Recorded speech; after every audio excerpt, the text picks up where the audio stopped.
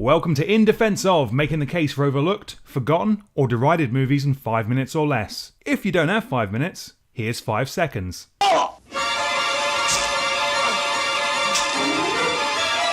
Today, In Defense Of Magic, a 1978 psychological horror and the classiest killer puppet movie you'll ever see. Jesus Christ. Upon being offered his first TV special, magician and ventriloquist Corky Withers tells his agent he's struggling with success and retreats to his childhood home. There, he reconnects with teenage crush Peggy Ann Snow, but their affair is doomed. The real reason Corky is back home? He doesn't want to take the mandatory TV network medical exam, which risks revealing that it's dummy Fats who is in control, not Corky. You do it so good, you're even better than the garbage man. Illustrious Oscar winner Anthony Hopkins, musical megastar turned dramatic powerhouse Ann-Margret, multiple Oscar winner and writer of so many classic films I literally can't list them all in a 5-minute video, William Goldman, legendary actor, director and champion of all things dramatic, Sir Richard Attenborough.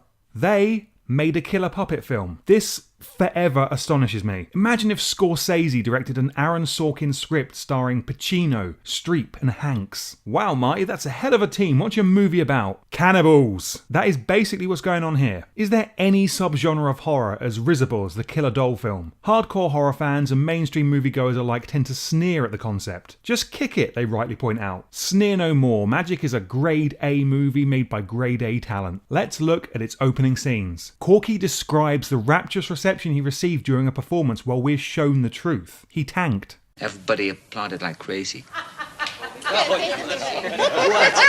This scene could easily have been Corky lying to his mentor, who does coax the truth out of him, without showing us what really happened. It could even have been 2 sequential scenes, but the decision has been made to deliver the audio of Corky's fabrication while the reality is on screen, and that's filmmaking. It makes us pay attention and say, what's happening here? This technique of laying dialogue from the present over images from the past is repeated later in the film, and it's a novel way of revealing Corky's characteristics. Here, we see that he's talented but lacks stage presence or command of his audience, while we hear that he's afraid, embarrassed, and a liar. Suddenly, there's a queue around the corner for Corky's show. We're in the privileged position of having literally just seen Corky fail, so what we really want to know is what's changed. Corky's nerves meant that he made mistakes. Now, he intentionally inserts errors into his act. Before the audience can start their jeers, he jeers at himself via his foul-mouthed dummy Fats. So if you think you can do better, you're welcome to try. Just give me a hand getting up there, Snuckle. He no longer has to worry about his lack of charisma. His meek personality works perfectly alongside Fats' boisterous quick wit. Everything that was responsible for Corky's previous failure is now under his control. But we can already see that none of this is possible without Fats. That's just the first 15 minutes though. Magic is accurately billed as a terrifying love story as the bulk of the movie follows Corky's romantic retreat to the Catskill Mountains with Peg. The middle section of the film sees Corky use a card trick to convince Peg that they're soulmates and consummate their affair, a lush orchestral arrangement lulling us into thinking we're watching a romance flick.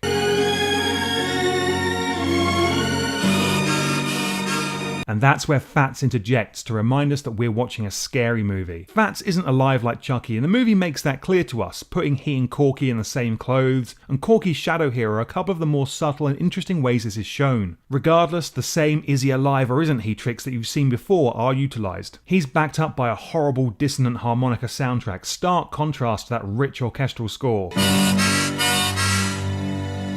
That's by Jerry Goldsmith, by the way, because of course this movie has Jerry Goldsmith too. If you need any more convincing of just how good magic is, look at its best scene. Corky's agent Ben Green shows up unannounced, suspecting what we all know. He asks Corky to make Fat shut up for 5 minutes. The most tense, gripping scene of the movie is 2 men in a room trying not to talk. I can't make it. Magic peaks with Corky and Fats killing Green. Corky has been unhinged up to this point, but this is where he crosses the line and there's no way back. It feels like the natural start of Act 3 and Corky's final full descent into madness. Instead, we get the same beats repeated with Peg's husband Duke. Corky risks being discovered and once again ends in murder. If you could chop out the Duke stuff, the movie would be tighter, but it's kind of integral to Peg's character and her arc would be seriously lacking without it. Now what do you think?